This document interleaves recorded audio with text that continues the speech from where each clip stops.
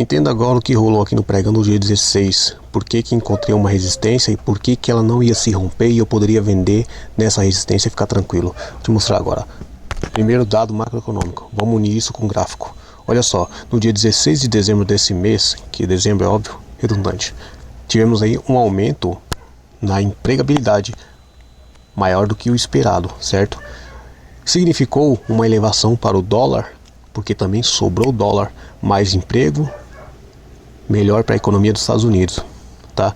Então a gente vai aqui, sabendo que o dólar ganhou força de alta, então fiz o cálculo aqui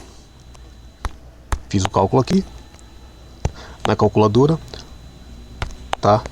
Nesse dia, a máxima do dólar chegaria aqui, até 5,49 mais ou menos, tá bom? Então, essa aqui é a máxima do dólar. O dólar, até o período da manhã, operou abaixo da máxima. Aí o que aconteceu? Onde iremos encontrar a resistência para vender no índice aqui do Brasil, no mini índice Ibovespa, do dia 16, olha só.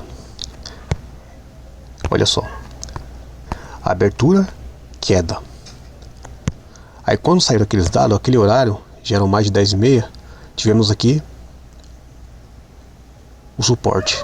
Quebrou o suporte abaixo, certo? Beleza, porque é queda para o mini índice aqui do Brasil. É alta para o dólar lá fora, o dólar está com muita força, então provavelmente vai ter uma queda aqui no Brasil. E o que aconteceu?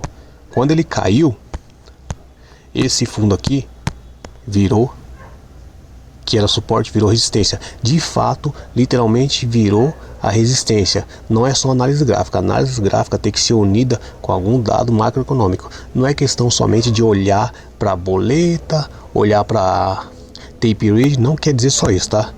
Então, olha agora. Esse aqui é o fundo, que era suporte, rompeu abaixo. Rompeu abaixo, virou resistência. Mas antes de eu encontrar resistência para vender, o que eu tenho que fazer?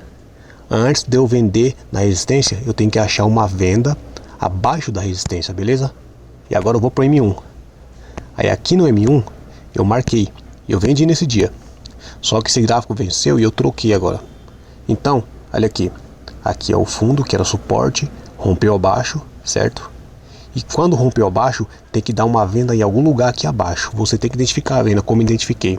Aqui eu identifiquei a venda. Acredito eu que unindo com paridade junto aliás, combinando com Petrobras, com Itaú ou com Vale nesse dia, 16. Aí minha venda saiu aqui, onde eu estou passando ponto cruz, certo? Então eu vendi aqui. Mas onde que está a resistência? Aqui? Não.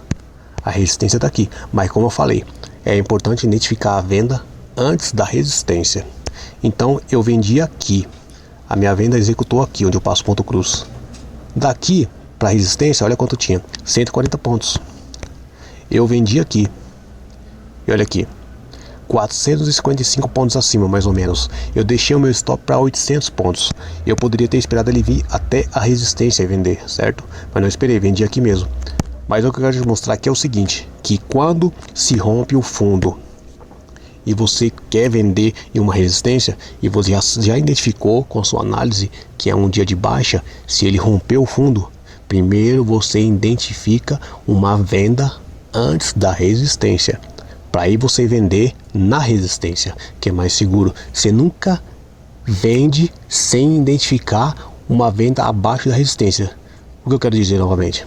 Você não vai vender só porque o preço chegou na resistência. Você vai vender porque você identificou uma venda antes dele ir buscar a resistência, tá? Porque quando aparece uma venda, por exemplo, não significa que você vai vender e ele já vai descer. É importante você identificar a venda antes dele ir buscar a resistência que está aqui, que era o suporte, virou resistência. Espero que você tenha entendido. Aí agora, ao decorrer do pregão, decorrer do dia, eu peguei 365 pontos nesse dia somente, vendendo aqui. Deixa isso funcionar. Eu vendi aqui, certo? Aí aqui é a resistência. E ele passou um pouco da resistência. Não tem problema. Como eu disse, identifique a venda antes dele buscar a resistência para que você possa vender na resistência, tá? Aí ele veio aqui.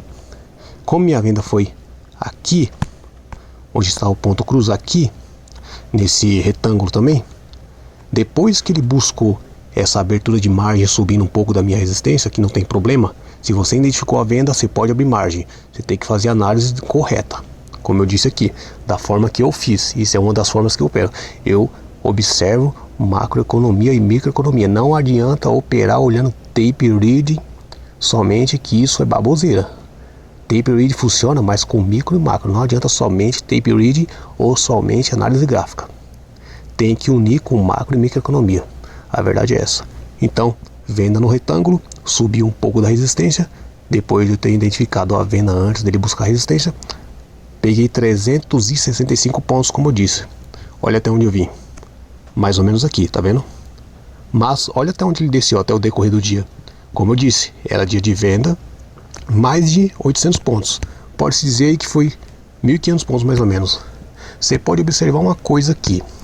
Como eu disse, era dia de alta para o dólar, porque um dado macroeconômico. Aumento de empregabilidade no final de ano nos Estados Unidos, correspondente ao mês de novembro, que foi divulgado agora no dia 16 de dezembro. Forte alta para o dólar, dólar ainda operando abaixo do preço alvo, limite aliás, que é essa linha azul, e só no final do dia que ainda ele passou. E por que eu marquei essa linha? Porque não é importante, se ele já buscou o topo, o máximo, o limite, não é importante negociar, porque ele pode voltar, fazer um pullback e ir contra a sua venda e o índice subir. Bom, eu espero que você tenha entendido, tá? Muito obrigado, valeu. Se puder comentar aí, se foi interessante algum ponto que eu expliquei da forma como eu faço, você é bem-vindo. E puder se inscrever também, muito obrigado, valeu.